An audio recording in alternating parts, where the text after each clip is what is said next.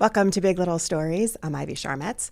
My guest today is someone who wears many hats and wears them all with purpose. Carlos Medina is a business leader, advocate, and storyteller. He's the executive producer and host of Pasa NJ, a show dedicated to amplifying the voices and stories of Hispanic Americans in the tri-state area. Thank you so much for being here today, Carlos. Thank you for having me, Ivy. So when I say you wear many hats, that is a very true fact, and I didn't even mention your law degree from Rutgers in that list. But let's start at the beginning, because you grew up in New Jersey, right? Mm-hmm. And was it in Gothenburg? Yep, Hudson County boy, born and raised. Which I actually learned is one of the most densely populated municipalities in the world. Oh yeah, I didn't know that. So talk to me about growing up there. What was growing up there like? I enjoyed it. I mean, Gothenburg was a tiny little, 3-block community within North Bergen, to our north, and West New York. So we kind of got bullied a little by the bigger towns, but it was fun. It was fun. It was very diverse. Taught me a lot of grit. Taught me, toughened me up a little. It wasn't easy, but I think it was a valuable experience. I sometimes worry about the younger generation, like my daughter who's 22, not having that same struggle, how that will impact their careers moving forward, because I lean on that struggle so often in life. So it's been a very valuable experience for me growing up in that area, and also creating relationships and networks. Like there's that old Jersey adage, I know a guy. And that's kind of what I do today at the Chamber. I'm just connecting dots. If I know somebody has a professional skill or service or product, and I meet people that could possibly want to use that service or product, I just connect them. That's what I feel like I spend all day just connecting people together to do good things. Yeah, and you're so good at that. But I read somewhere, talk about Jersey grit. When you were 5 years old, you got on a New Jersey Transit bus and you said, "Take me to Hollywood." What was the plan there, Carlos? What were you going to do? Yeah, I mean, thank goodness, you're talking, what year was that? Like in the early 70s. So the bus driver literally stopped the bus and brought me home, which is unheard of today. But yeah, I always was interested in TV. I was always, with my bowl of cereal, squat in front of the TV, watching programming. It seems like it paid off. So you mentioned the statewide Hispanic Chamber of Commerce of New Jersey. You are the president and CEO. You grew up. Your dad was Cuban. Your mom was Puerto Rican. What is that? What was that like growing up with that culture and surrounded by that culture in Hudson County? I enjoyed it a lot. I mean, I went to St. Joe's High School. I want to say we were probably 50% Cuban, some Puerto Rican. And I remember whenever I'd meet like a Cuban family, I'd say, "Hey, my dad's from Cuba, my mom's Puerto Rican." Right away, they're kind of hooking on to the Cuban side. "Oh, tú eres cubano, you're Cuban." I was like, "All right." But it was super. I really enjoyed growing up with the two cultures. There's a famous poem that says Cuba and Puerto Rico are just two wings on the same beautiful bird. So they're very similar cultures from the Caribbean. I enjoy being 50-50. I feel like it gives me a little bit of both cultures. Cubans could be a little bit more aggressive, and Puerto Ricans, at least in my experience, are more humble and down to earth. If I make a couple stereotypes. So I like having the blend of both. I feel like it's come in handy in my career, in my life. And I've heard you ask this on your show, so I'm going to ask you a similar question. Yep. What dish feels like home to you? Do you have a favorite dish? I like, rice and beans. So I would like, black beans, maybe depending if I'm feeling healthy or not. So it might be a steak with onions. Palomilla is the steak that a lot of Cuban Americans, and I grew up in Hudson County, or churrasco steak also. So probably rice, beans, some yuca on the plate. Yeah, that would be a good meal. That would be a good plate for me. All right, so let's fast forward a little bit. I mentioned you graduated from Rutgers. You also have a law degree from Rutgers. You build a successful business. You're serving on several boards. At what point do you say, I want to start a show that highlights voices that need to be highlighted, need to be amplified. I probably met with John Servideo, who was the general manager at NJPBS for 3 years in a row, and he always said, "Just do it, Carlos." I don't know if you know John, but he was very down to earth, very blunt. He goes, "I'll have the coffee with you, but just do it. I know you. I've seen you on TV. Just do it." So, ironically, another group came to me, Willie Sanchez, who had a show that won an Emmy called Images Imágenes, and he asked me to help relaunch it. So at that point, I kind of gave my entire notebook of ideas to the team. And we did 2 episodes, so we did relaunch. I was able to interview Gloria and Emilio Estefan and Zoe Zaldana for episode 1, so it was a pretty blockbuster first episode. And then, since it was within Rutgers, it kind of just didn't get funding and a lot of moving pieces. So then I just decided to launch Get Pasa and just do it like Servideo said and stop stalling. But what gave you the idea to do that in the first place? I always felt that I didn't see enough representation of myself and other Hispanic role models on TV, unfortunately. Even growing up, when I said I would sit in front of the TV, maybe Sesame Street had Maria and some diverse characters, but not a lot of diversity.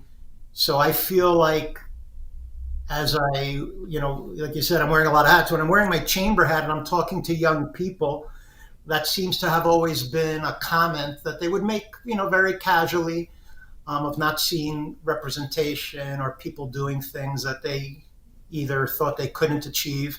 So, like one of the first episodes, I had Carlos Rodriguez, who was the CEO of ADP, major top 50 CEO in the country.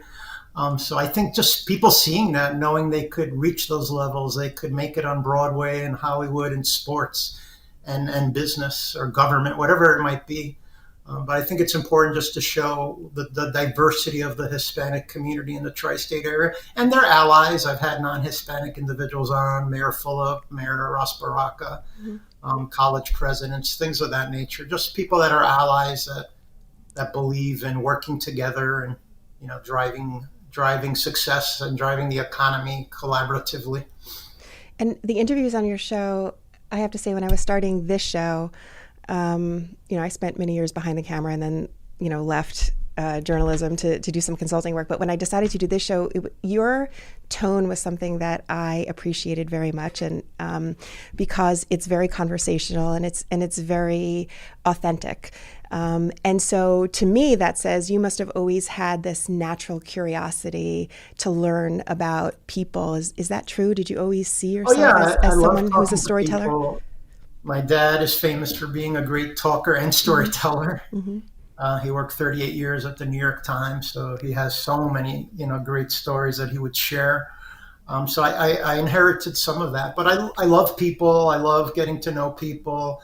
I've always gravitated to that. So even if I was in-house attorney at a big engineering firm, I would gravitate towards business development, people running projects. Not necessarily just being in a courtroom and reviewing contracts and all that boring stuff that attorneys do. So I gravitated more to things that were people focused, or I could, sit down, have a coffee with somebody, collaborate on a project and do good things together.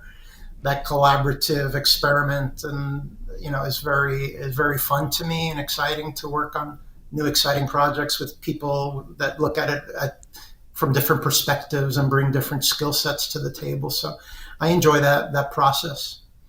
And you mentioned your dad. I think I was so fascinated to learn about him. He worked at the New York Times, as you mentioned, in the clipping department, and then worked his way up to head the Hispanic Association at the paper. And it was part of his mission to make sure that more Hispanic reporters were hired so that there was better representation at the paper. That is quite a legacy and something that has had and still does have a profound impact on a major, national institution. Yeah, and we lost Dad earlier this year, so I've been going through a lot of his letters because he was really a pack rat. Like I have letters from the 70s, the 80s, the 90s, and it's fascinating. I want to one day do a documentary on his life, and maybe I have found the the theme, these letters, because I see letters that he wrote, like if the Cuban national baseball team came to play in the United States and a sport reporter used a couple words. They were very minor, but he might have said the aggressive Cuban ball players, or they lack respect. There was something, and he wrote like a really terse letter to the reporter, and the reporter sent a long explanation back, apologizing, but also explaining what he meant and that Dad might have been taking it the wrong way.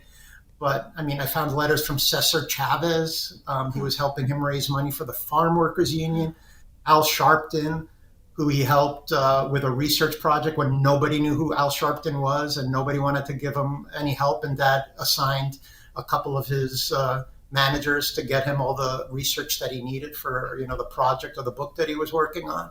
So he touched so many people's lives. Geraldo Rivera, if a dignitary from Latin America came, they gave him the credit card, and Dad was entertaining presidents. Ruben Blades, I have pictures of him and Ruben Blades, president of Nicaragua, president from other Latin American countries. One disappointment is I tried to get his obituary published in the New York Times, a place that he gave so much to, and it passed through a couple of reporters and people, and it didn't really go anywhere. So probably on my next episode that airs for Father's Day, I'll be talking a little bit about that and my disappointment. I was surprised. He worked on the Holocaust Museum, so there's letters from the Holocaust Museum. There's letters from the Kennedy family, because he did a lot with the Kennedy family. So really a person that did so much. Like you said, he started the Hispanic Society to help others. He had a cooking club. He would do the annual Christmas party at the New York Times. And I found an article when they stopped doing it, and another paper, I think the title was Bah Humbug. Bob Medina's famous Christmas party has been canceled this year. So it's kind of cool to see the various pieces of content that have been sitting in briefcases for 40, 50 years. It's amazing because, it just brings those stories back to life. I start remembering even when he would come home from the office after a long day and talk about all the struggles and all the things that he had to do on the particular day, and then all the cool people he met. He met Marilyn Monroe, and at the time she was married to Arthur Miller, so he was pulling up photographs that she had never seen, and that was part of the reason for their visit, was to see some of the unpublished photos. So I thought he had a great career and always giving. So anything I do today is really, I'm always have him on my shoulder telling me, give back, Carlos. You've had a lot given to you. You have to, it's your responsibility to pay it forward. So I don't even feel like it's a choice. I just always have Dad in my ear telling me, Carlos, do the right thing. When you were a young boy and you were growing up, did you realize the greatness that your dad was doing? Some of it. I mean, all my friends loved my dad because he was, one of the articles somebody wrote, they said he was Google before Google, and it's true. 38 years he read the New York Times from cover to cover, and also read a lot of the research that the articles were based on. So if somebody was writing an article, not only did he read it, but he might have been in that process of, hey, I need this from this part of the world. Okay, I'll get you that. So he knows how the story developed. He worked even on films. There was a movie called Men of Bronze, which celebrated African-American soldiers from the First World War. A friend of his, William Miles. So I found a lot of letters from, Bill thanking my dad for working on the project and getting him photographs and getting him permission to use a lot of footage and film from the New York Times archives. So it's just, he was just always helping folks, always helping, not looking for anything in return, I would say. But he had a good network, he had a very good network of friends and allies. And you're fortunate because he got to see your success. What did he think of the show and your role at the chamber? All of us, all the three siblings, yeah, definitely. Oh, that's great. Was he a fan of the show? I'm sure he was a big fan of the show. Yeah, he saw some of the show, and then I was on a show on Univision during COVID called Amigos de Univision. With his Alzheimer, he would watch it, and even a couple times I was able to put his photo on screen. Aww. Like one of the times that he wasn't feeling well, I shouted out like, "Hey," in Spanish, "Feel better, Dad," to him and Mom at the time. So he really enjoyed that. But at the end, he was losing with the Alzheimer's. He wasn't exactly recognizing us or able to communicate as well. I almost feel like I've gotten. I'm not a very religious or spiritual person, but I feel like after he passed, I almost feel like messages from him that maybe Mm. he's been storing for 5 years, Wow. frustrated that he couldn't communicate them. Wow. But lately, I've been like I said, even some of my business dealings, I've been more open-minded, for lack of a better phrase. Like um, not as hard a negotiator, more like, well, let's help these people out. I know they maybe didn't do the right thing, but in the past, I'd be a little more grumpy. They didn't Yeah. do the right thing. They don't deserve, Yeah. us to support them with a grant. And then I just feel like some vibe of dad saying like, hey, don't be so hard on everybody. Take it easy. You're doing a good job, but don't get grumpy. You So said it's your dad's on your shoulder. I've actually the last month or so I've been I feel like I've turned a new leaf over. Mm. Ironically, after Dad passed, yeah, yeah. I love to hear that. We're going to take a very short break. And when we come back, we're going to talk a little more about the show and about the chamber and all sorts of good things. So we'll take a break. We'll be right back.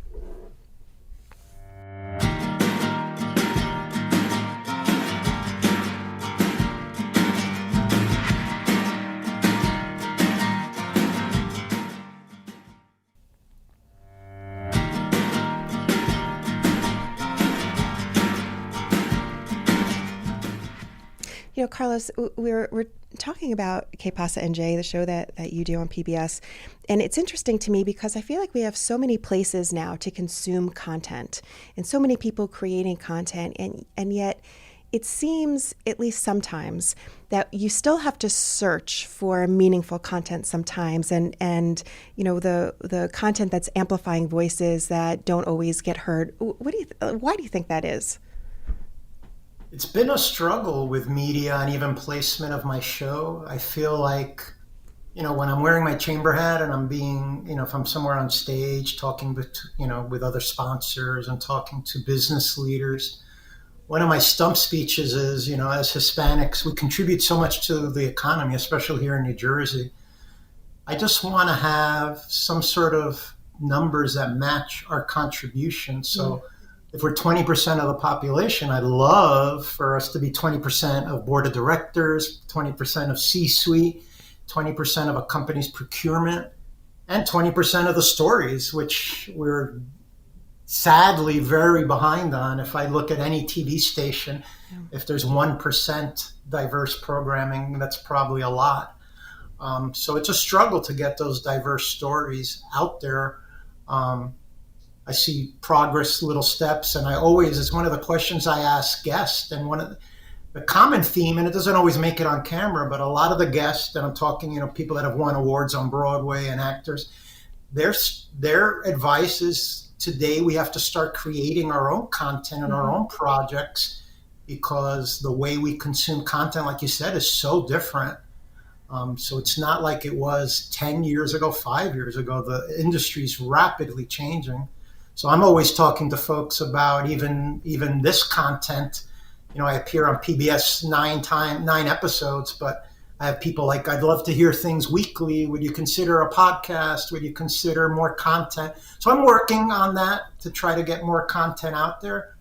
But the state of the industry could improve. I really would love to see more deeper dives into diverse storytelling. It seems like you just get the same, recycled content over and over. I want to hear Jersey stories. I want to hear New York stories. Not necessarily BBC doesn't excite me. So it's like, let's put things that are relevant to, the people here, especially when it's taxpayers that might be funding, some of the media. They should cover the taxpayers that are paying them. It should be the focus of the network or the media group that's organizing the channel or the newspaper or the magazine or whatever it might be, the content. Yeah. I'd like to see it better reflect us Jersey folks, us New York folks. What do you think the mainstream media is missing about the Hispanic community? What aren't they getting? One thing they're missing is the GDP, which is fascinating. New Jersey's Hispanic GDP is 100 billion annually, and yet Wow. I remember talking. I won't mention. It was a Hispanic station, so there's two, Telemundo or Univision, but they were talking to a supermarket chain, and they were trying to get them to advertise. and they shared with me that the supermarket chain said something like, "Oh, our shoppers don't buy black beans" or something like that, which very much insulted the producer from the Spanish network and insulted me when I heard it. But I think that's still a perception out there, which is shocking. Like, real estate is booming with the Hispanic market. There's an organization I've had on the show, National Association of Hispanic Real Estate Professionals, NAREP. I mean, that group is so powerful and growing nationally because Hispanics are buying houses at a crazy pace. Our education, we continue to increase college graduates and things of that nature. So Hispanics are driving the economy at the end of the day. Not everybody wants to hear that. Not everybody's open to that message, but it's a reality. It's fact. Yeah. Nowadays, when people just say things without backup, every year now, an organization called the Latino Donor Collaborative, with the help of some banks like Bank of America and others, fund the study, which shows what the GDP is. It shows what the real estate market is, education, and Hispanics are growing and contributing. In 2009, when we had a huge recession, mainstream organizations and companies were shuttering, closing up, and Hispanic businesses were growing 20, 30%, which many would argue that that last Great Recession, the Hispanic business community saved the United States economy. Nobody talks about that, but it's a fact. It's, the facts and figures are out there. You come to some of the chamber events, the energy's there, you just feel it. So even when the president talks about economic growth is at places like our group, the Hispanic Chamber. That's what we're doing. Yeah. We bring in people from any ethnicity, any gender. We do training classes. We have veterans, we have women, we have Asian, we have African American, we have everybody. Everybody's welcome at our table to learn and grow together. But we'd like to see an improvement on those numbers. And speaking of the chamber, you use the chamber uses the hashtag Familia. You have a blog called Familia. Talk to me about why Familia is so important to you as a through line here. Yeah, just as the chamber started its regrowth after our founder became ill and we kind of had some rough years. That was the only way to explain it, because even me personally, I was calling folks I hadn't spoken to since high school, and I was like, I'm in this chamber, we're in a crisis, you're my friend, can you help me? I don't have money to pay you. And so many people stepped up and helped the organization. They realized it was a valuable organization they didn't want to see go bankrupt. So that familia vibe, that familia mentality, that word just perfectly encompasses that feeling, that vibe. It's one of those things that's hard to put a word on it because it's just like a positive energy that's in the room when we have events. Just people supporting each other. It's so much needed, especially after COVID and our political climate where we're all getting agitated. It's nice just to be in a room where, people have your back, they're supporting you. You could stand up and say something silly or stutter on stage. We don't care. You're our family. We're not going to laugh at you. We're going to support you. I love that. And that's the only way we, figured out how to somehow describe that was familia. Was the closest word that we think described all of that. Carlos, if people want to get in touch, they want to learn more about the show or the chamber, what's the best way for them to get in touch with you or find out more? You could go to www.quepasatv.org, and from there there'll be different links. info@quepasatv.org if they want to send us a message, show ideas. We get a decent amount, thankfully, of show ideas and people that want to be on the show.